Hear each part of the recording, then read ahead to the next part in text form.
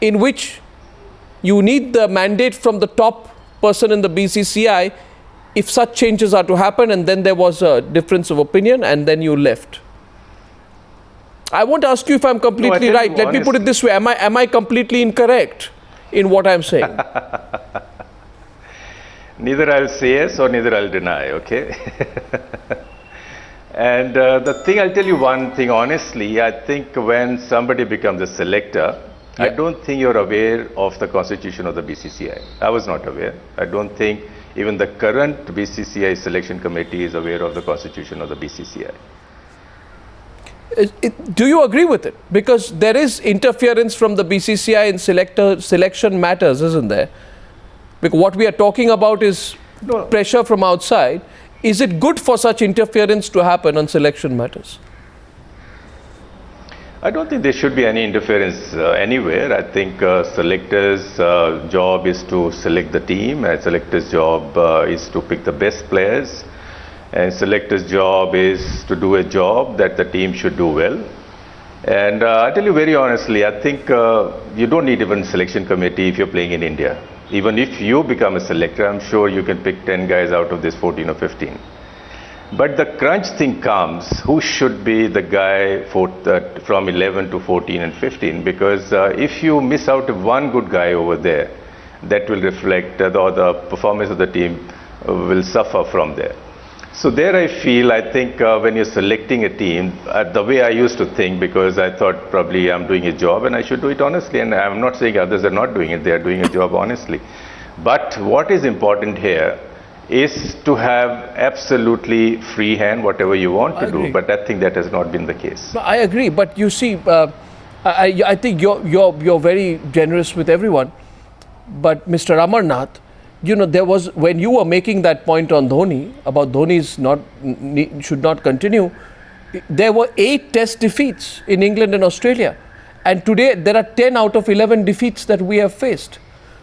So there is speculation, not for Dhoni alone, but there is general speculation that lobbies play a role in, lobbies are the reason why some of India's non-performing assets continue in the team.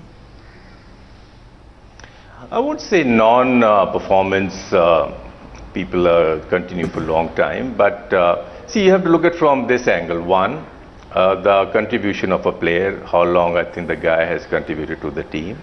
Secondly, where you're playing, what opposition you're playing, and what condition you're playing in. I think that's very, very important to judge a player. And but I'm a strong believer. I think we have to move ahead with time. And we have to look forward, and people, those who have contributed to the game, I think we respect them, we adore them, and we have we really salam them the way they have played, the way they have contributed to the Indian cricket.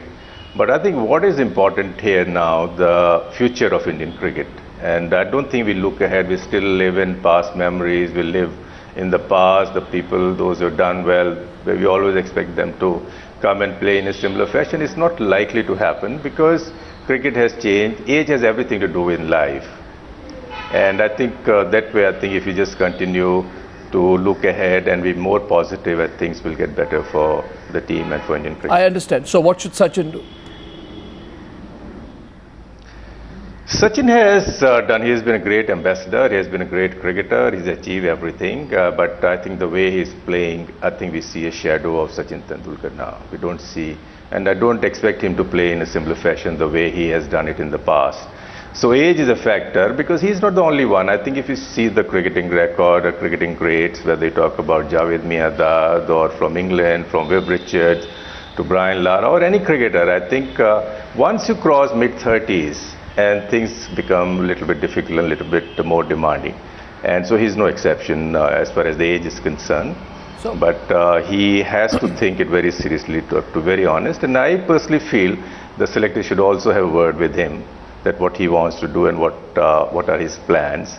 And then they should take a call, and then they should decide what is right for Indian cricket. But do selectors have the courage to talk to Sachin Tendulkar?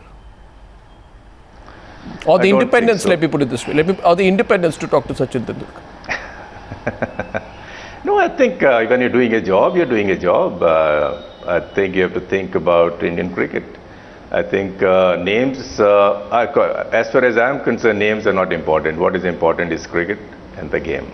That's very important. And Dhoni, without doubt, you do feel, Mr. Amarnath, Dhoni should go. Dhoni should be replaced. I think he should be replaced in Test cricket. I'm not talking about shorter version of the game or limited overs cricket, because I think in shorter version he has been an asset. He has done very well. He's a match winner.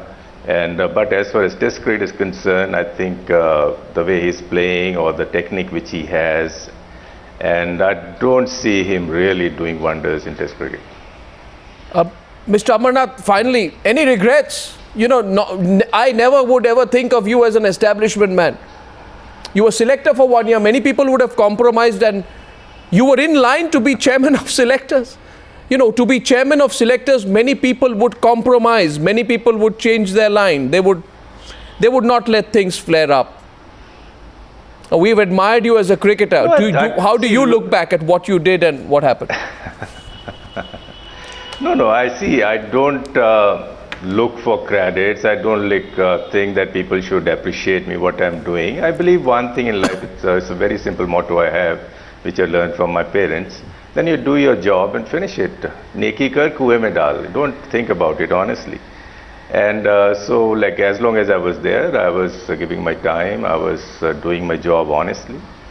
And I didn't continue, so it didn't bother me actually, or it doesn't bother me at all, because I'm quite pleased. I can do whatever I want, I can say whatever I want, because as a selector, you're restricted to say a few things, even if you want to say. Yeah. So, like, I'm pleased in a way that I come here with you with times, and I'm saying a few things which I think public should know. Absolutely. And so, yeah, and that way I think probably at least they will be aware what exactly is happening. It's not that I'm anti-establishment, I'm not like that, honestly. Yes. And because I've represented my country, and BCCI has been the body, they gave me the opportunity. I'm not anti-BCCI or establishment. Yeah. But what I really don't like, I don't like that I should be controlled. I should be told what I should be doing, and if I'm doing a job, I should have a free hand. Well, you didn't have it as a selector, and you chose your way. Thank you for being so plain speaking, and thank you for talking to me, Mr. Amarnath.